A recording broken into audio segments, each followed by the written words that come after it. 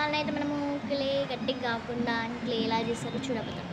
చలో ఇప్పుడు క్లే ఒకవేళ గట్టిగా అయిందనుకోండి, ఏం చేయాల్సిన అవసరం లేదు. దానిలో కొన్ని వాటర్ పోసుకోవాలి. అందులో కొన్ని వాటర్ పోసుకున్నాక కొంచెం మిక్స్ చేసి అది పక్కకు పెట్టాలి.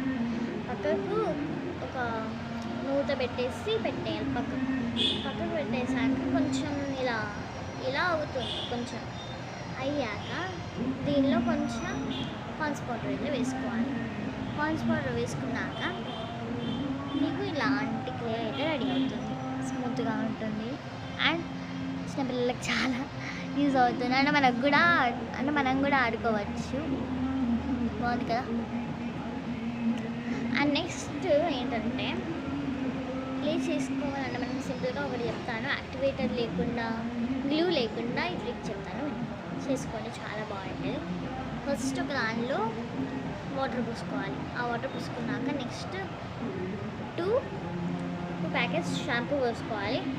తర్వాత కొంచెం షుగర్, కొంచెం సాల్ట్ వేసుకోవాలి. వేసుకున్నాక మంచిగా మిక్స్ చేసుకోవాలి. వాటర్ పోసుకొని అండ్ బేకింగ్ సోడా వేసుకోవాలి.